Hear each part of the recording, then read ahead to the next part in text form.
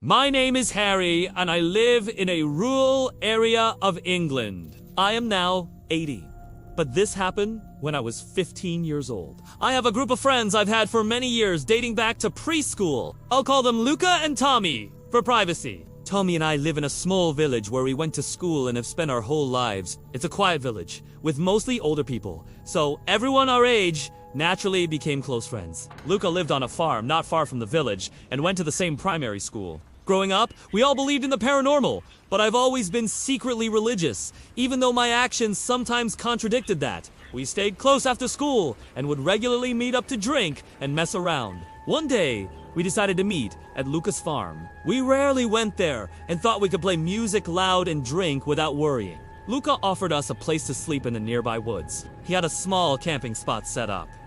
Being the immature teenagers we were, we agreed. Everything was fine at first. We drank, ate, and had a good time. It's worth mentioning the tent at the campsite only really fit 2 people, and even then it was a squeeze. Luckily, there was a hammock, and I offered to sleep in it. Around 3:00 a.m., I heard a strange humming coming from deep in the forest. I woke the other 2 up and asked frantically if they heard it. They heard it, clearly. It sounded like a woman, and the only woman in the area would have been Luca's mom, who wouldn't come to the forest at night. That creeped us out, and I offered to check what was making the sound. What a stupid mistake.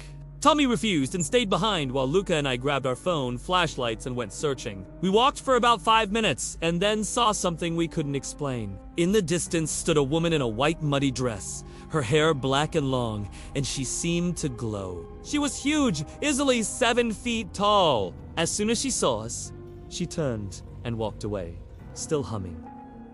Horrified but curious, we followed. She moved through bushes to our right, and we pushed after her. A small crossing bridge led us to a massive open field full of the most beautiful poppy flowers. If you don't know, the poppy is hugely symbolic where I'm from. It's how we remember the soldiers who fought in World War I, people. Wear poppies to commemorate them.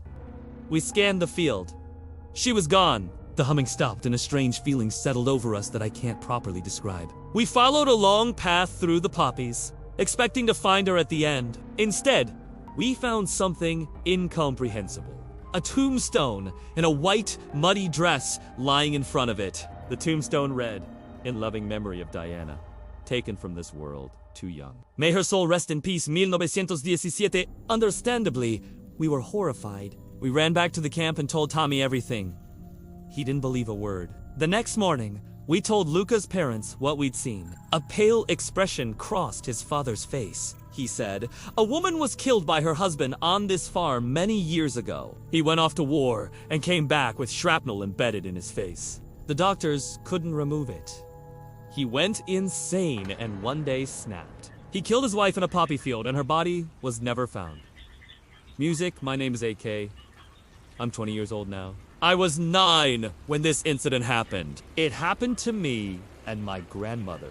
My grandmother was a professor at a prestigious university. My mother was a businesswoman, and my father worked for a private company.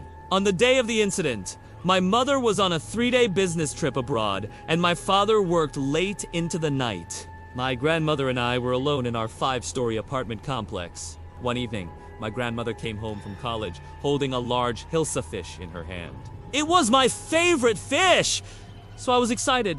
But she looked nervous. When I asked her what was wrong, she told me to close the windows and the balcony door because it was evening. About an hour later, I smelled the fish frying in our kitchen. I ran over happily, and my grandmother smiled at me. As we talked, she noticed a few pieces of fish missing from the plate beside her. She knew I hadn't taken any because I was standing right next to her.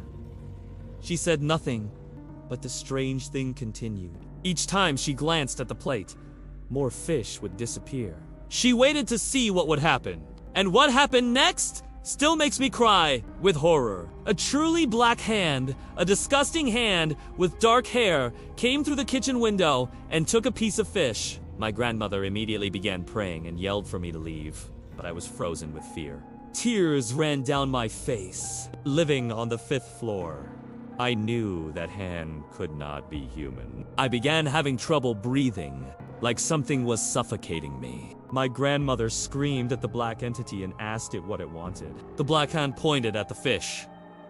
My grandmother decided to give it a piece, but she also knew that if she gave it what it wanted, it might never let go. So, she moved closer to the hand, holding the fish, and instead of handing it over, burned the entity's hand with a pair of cooking tongs. A loud, inhuman scream rang out, and the hand flew back out the window. My grandmother recited prayers and shut the window.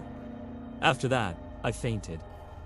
When I woke up, I was in the hospital. My grandmother, my mother, my father, and a nurse stood around my bed. My family was crying. My mother had returned home from abroad quickly. She said that as soon as I fainted, my fever spiked.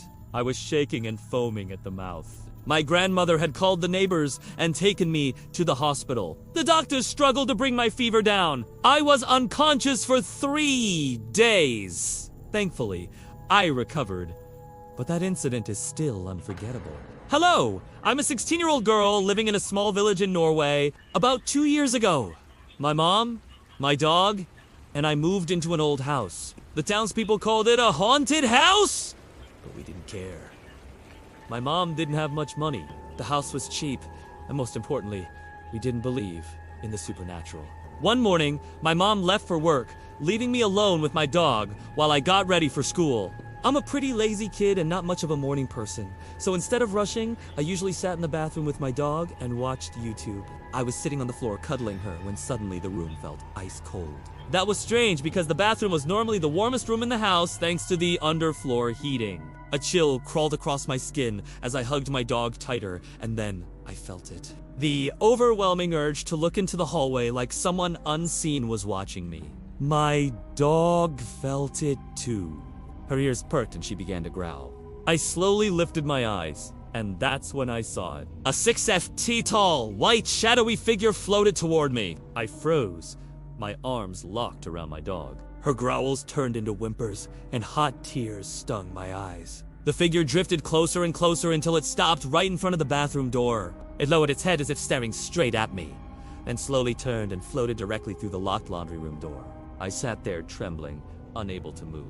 It felt like hours before I finally gathered the courage to get up.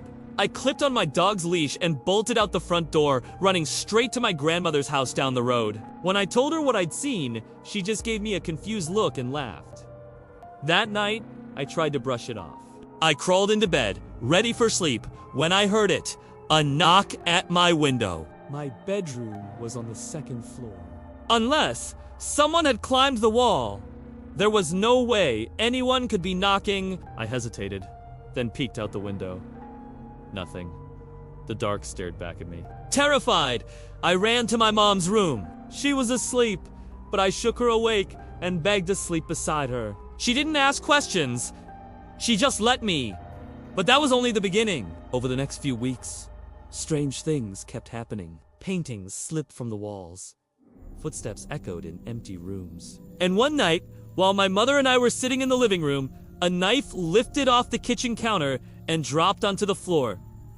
That was it.